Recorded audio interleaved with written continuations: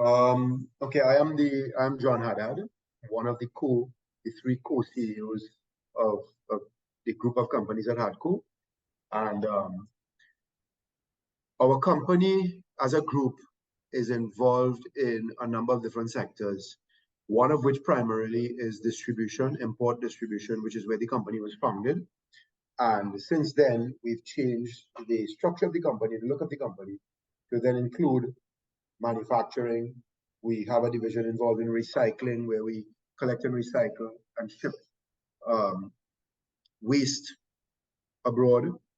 We sell it, as well as we're now involved in a steel pan factory with some other shareholders, together with ecotourism via the Mount Plaisir Estate Hotel up in Grand Riviere, together with Acerite Nature Center. So yes, the company in the last 10 years, we celebrate now one of the companies that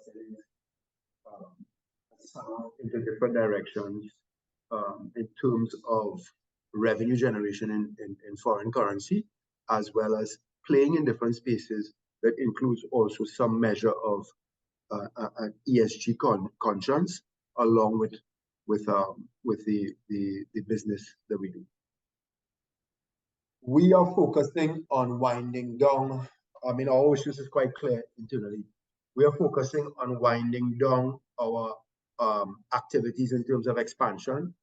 So we are bringing, as we said, all of the projects to completion, because we want to see 2024 be an operationalization year, where we really focus heavily on the sales in total, more specifically on our export sales, and about bringing efficiency and efficacy to all of the businesses, especially the new businesses. In the case of Hadco distribution, we're looking very carefully at the use of foreign exchange there. Are there elements of that business that we need to continue with or wind up in exchange for some of the other businesses that we've gone into that have more of a flavor of US generation of foreign exchange generation rather than usage? So all of that sort of look strategically is what we're going to be focusing on in 2024, rather than, as I said, anything new. So our wish list is very clear. Wind up all of the expansionary stuff, bring them to operationalization, and focus now on efficiencies within those businesses, getting things done the best possible way and running them into profitability. Okay. I really feel like, and we within the group, we feel very passionate about saying that in the private sector, we at Hadco feel like we want to take ownership. Take ownership on what we do and what's in our control, and bless the rest. So, you know, sometimes in the private sector, we talk a lot about, well, what the government should and should not do, which is important, because as a government, they set the framework in which we all behave. That's important.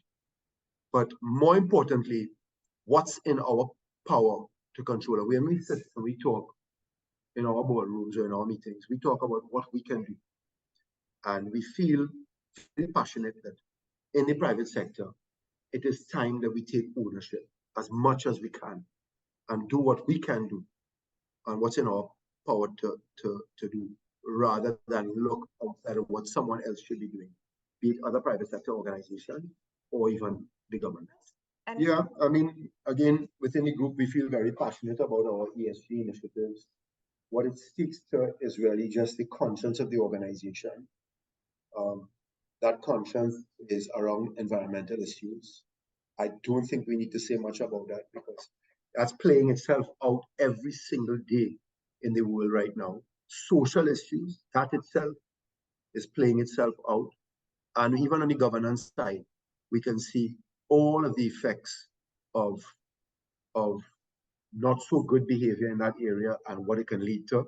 So ESG, from the standpoint of really describing the conscience of the conscience of the company, is very important within our group. And we try very hard to put that at the forefront and say, look, whatever we do, we will try to determine what the soul, spirit, conscience might look like from an ESG perspective. I feel very passionate to say that within the group, we would say yes, that needs to really start climbing at the very top, because again, for private sector organizations, there's only so much that anyone can legislate in terms of how we behave towards the environment, etc. The rest of it is quite left up to us and our own volition to get done.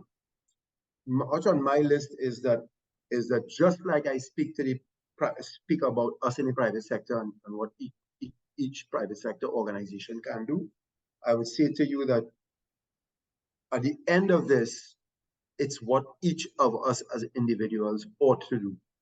And all I would say is sometimes, you know, we've gotten very much in the habit here in Trinidad and Tobago of speaking about what everyone else should be doing, rather than concentrating on what's in our power, each individual, and what's in our power. And if everyone can just understand what is the best approach or the best behavior to adopt, this is going to be highly accretive in terms of a better run country with you know, stuff being well executed, rather than trying to point out all the time what everybody else should be doing. Go internal. Let's look at ourselves and let's ask the critical question. How do we feel about our country? Do we love our country? Because once we start with that, I think that would inform, fall in love again, and that would inform of our behavior.